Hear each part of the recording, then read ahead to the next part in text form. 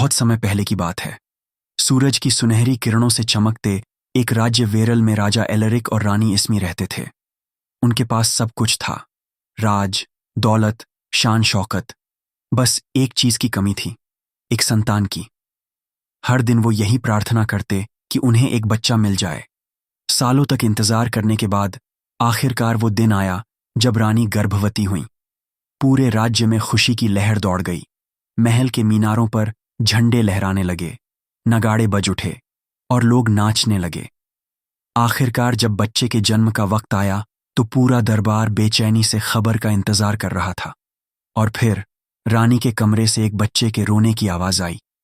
सबने राहत की सांस ली। पर जब उस बच्चे को दरबार में लाया गया तो हर कोई हैरान रह गया। बच्चा बहुत छोटा और थोड़ा अजीब था। उसका चेहरा थोड़ा टेढ़ा, नाक कुछ बड़ी और सिर पर बालों की एक सीधी खड़ी लट, जैसे कोई पंख हो। लेकिन उसकी आंखें, वो चमक रही थीं जैसे उनमें कोई तेज रोशनी छिपी हो। रानी ने बच्चे को देखकर थोड़ी मायूसी से कहा, क्या यही वो बच्चा है जिसके लिए मैंने प्रार्थना की थी? तभी कमरे में हल्की हरी रोशनी फैली और वहां एक परी प्रकट हुई। उसने मुस्कुराकर कहा, रानी, बच्चे की शक्ल देखकर दुखी मत होइए। मैंने इसे एक ऐसा वरदान दिया है जो सुंदरता से कहीं ज्यादा कीमती है। ये बच्चा भले ही साधारण चेहरा लेकर आया है, लेकिन इसकी बुद्धि और दिल इतने महान होंगे कि ये बाकी सभी राजकुमारों से भी ज्यादा चमकेगा। और एक और वरदान, जब ये बड़ा होगा तो जिसे ये सच्चे दिल से प्यार करेगा उसे अपनी यही समझ और बुद्धि दे सकेगा। राजा और रानी दोनों चौंक गए, मगर खुशी से झुककर धन्यवाद किया। रानी ने अपने बच्चे को सीने से लगाया और प्यार से कहा, मेरा प्यारा बेटा रिकैट।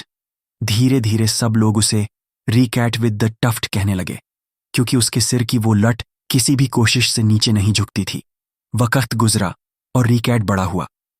जैसा परी ने कहा था, वो बहुत समझदार, चतुर और हाजिर जवाब था। कहते हैं उसने बोलना सीखा उससे पहले ही पहेलियां सुलझाना शुरू कर दिया था।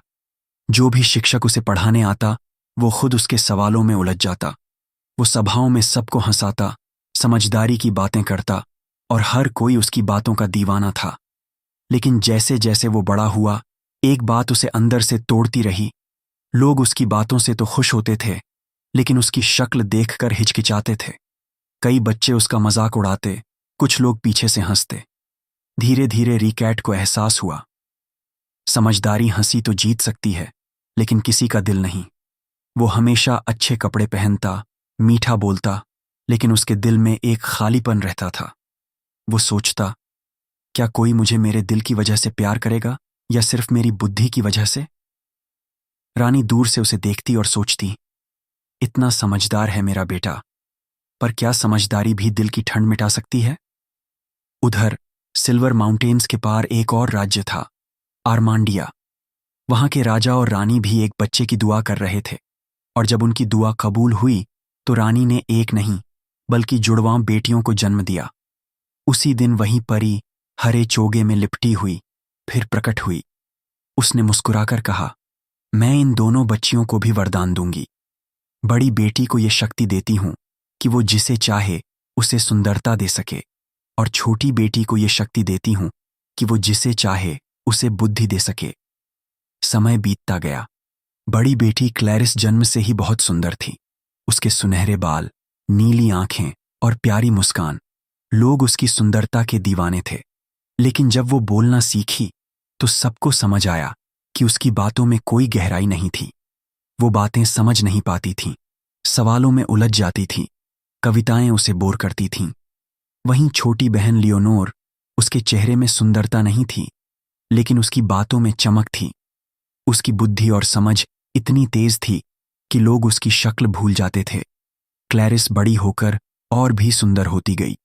हर देश से राजकुमार उससे शादी के लिए आते, लेकिन वो अंदर से अकेली थी। वो सोचती, लोग मुझे देखते हैं पर कोई मुझे समझता नहीं। एक दिन वसंत की सुबह जब वो महल की शोरगुल से परेशान हो गई तो अकेले ही जंगल की तरफ निकल पड़ी। पेड़ों के बीच से धूप छन रही थी, पक्षी गा रहे थे और हवा में फूलों की खुशबू थी। वो एक पत्थर पर बैठ गई और सोच में खो गई। उसे नहीं पता था कि उसी जंगल के दूसरे छोर पर राजकुमार रिकैट भी चल रहा है, अपने विचारों में डूबा हुआ, शांति की तलाश में। और फिर किस्मत ने वो पल लिखा जब दोनों रास्ते एक दूसरे से टकराने वाले थे। एक ऐसा मिलन जो दोनों की जिंदगी हमेशा के लिए बदल देगा। क्लैरिस उस सुबह जंगल में अकेली घूम रही थी। वो सोचों में खोई थी, अपने जीवन की उलझनों में। लोग उसकी सुंदरता की तारीफ करते थे, लेकिन कोई उसकी बातों को अहमियत नहीं देता था। वो थक चुकी थी इस नकली तारीफों से। वो पेड़ों के बीच चल रही थी कि अचानक उसकी नज़र एक अजीब से युवक पर पड़ी। वो जमीन पर बैठा कुछ लिख रहा था। उसके कपड़े अच्छे थे, लेकिन चेहरा थोड़ा अजीब था। उसके सिर पर बालों की एक लट सीधी ऊपर खड़ी थी। फिर भी उसकी आंखों में कुछ ऐसा था जो किसी को भी रुककर देखने पर मजबूर कर दे। वो था राजकुमार रिकैट। रिकैट ने ऊपर देखा और मुस्कुराते हुए बोला, ओह, क्या ये वही राजकुमारी हैं जिनकी सुंदरता के किस्से पूरे राज्य में गूंजते हैं? मैंने कभी नहीं सोचा था कि इतनी खूबसूरती उदास भी हो सकती है। क्लैरिस थोड़ा चौंकी। तुम कौन हो? उसने हल्की नाराजी से पूछा। रिकैट बोला, मैं एक यात्री हूं जो अपनी किस्मत से ज्यादा दूसरों की बातों में खुशी ढूंढता है। फिर मुस्कुराकर बोला, आपसे एक सवाल पूछूं राजकुमारी? इतनी सुंदर होकर भी इतनी उदास क्यों लग रही हैं? क्लैरिस कुछ पल चुप रही, फिर बोली, तुम शायद मेरा मजाक उड़ा रहे हो। सब कहते हैं कि मैं सुंदर हूं, लेकिन कोई मुझे समझदार नहीं कहता।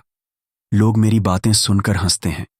कभी कभी तो मुझे खुद अपनी बातों का मतलब भी समझ नहीं आता। रिकैट की मुस्कान धीरे से नरम हो गई। नहीं राजकुमारी, मैं आपका मजाक नहीं उड़ा रहा। असल में मैं जानता हूं कि कैसा लगता है जब लोग आपको सिर्फ एक चीज से पहचानें, चाहे वो शक्ल हो या दिमाग। क्लैरिस ने पहली बार उसकी आंखों में देखा। वो समझ रही थी कि ये लड़का अलग है। वो हंसी नहीं उड़ा रहा था, वो सुन रहा था, सच में सुन रहा था। तभी रिकैट ने कहा, अगर मैं कहूं कि मैं आपकी ये तकलीफ मिटा सकता हूं, तो क्या आप मुझसे एक वादा करेंगी? क्लैरिस ने हैरानी से पूछा, कौन सा वादा? रिकैट थोड़ा मुस्कुराया, बस इतना कि जब कभी आपका दिल चाहे, आप भी मेरे लिए वही करें जो मैं आज आपके लिए करने वाला हूं। क्लैरिस उलझन में थी, पर उसके दिल में एक सुकून भी था। उसने धीरे से कहा, ठीक है, वादा। रिकैट ने अपनी आंखें बंद की और हवा में हल्की नीली चमक फैल गई। वो परी का वरदान था, वही शक्ति जो उसे जन्म के समय मिली थी। उसने धीरे से कहा, अब से आपकी आंखों में सिर्फ सुंदरता नहीं, समझ भी होगी। आपका दिमाग अब उतना ही उजला होगा जितना आपका चेहरा। अचानक क्लैरिस के मन में जैसे रोशनी फैल गई। हर चीज उसे साफ दिखने लगी, सोच, तर्क, शब्द, सब। वो मुस्कुरा उठी। मुझे सब समझ आ रहा है। कितना अजीब है ये एहसास। रिकैट ने प्यार भरी नजरों से कहा, अब आप वो हैं जो हमेशा बनना चाहती थी। क्लैरिस ने उसका हाथ थामकर कहा, तुमने मुझे बहुत बड़ा तोहफा दिया है। अब बताओ, मैं तुम्हारे लिए क्या कर सकती हूं?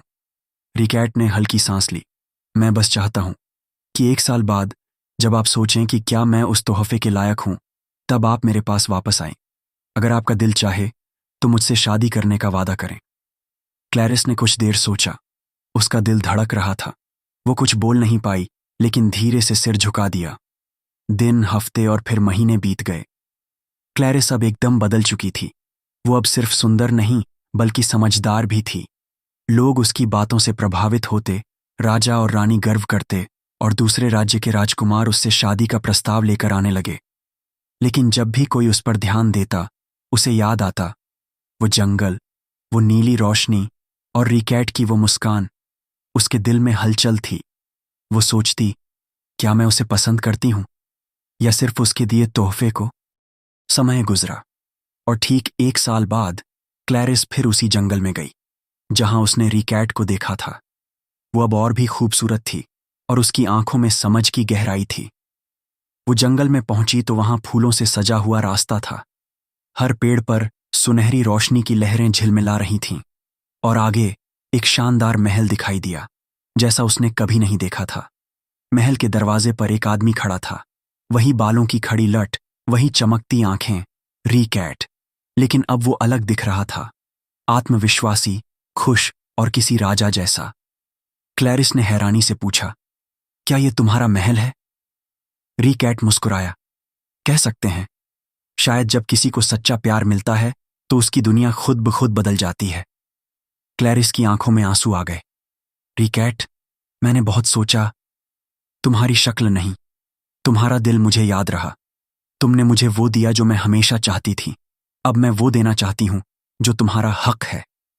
उसने धीरे से कहा, मैं तुम्हें अपना दिल देना चाहती हूं, और साथ ही वो वरदान जो मेरे पास है। उसने परी की तरह हाथ बढ़ाया और उसी पल रिकैट के चारों तरफ सुनहरी रोशनी फैल गई। उसका चेहरा बदलने लगा। वो अब सुंदर और दमकता हुआ दिख रहा था, लेकिन क्लैरिस के लिए वो हमेशा से सुंदर था। रिकैट मुस्कुराया, तो ये है प्यार, दो दिलों का जो एक दूसरे की कमी पूरी कर देते हैं। दोनों ने एक दूसरे का हाथ थामा। चारों तरफ फूल झड़ने लगे और हवा में मीठी खुशबू फैल गई।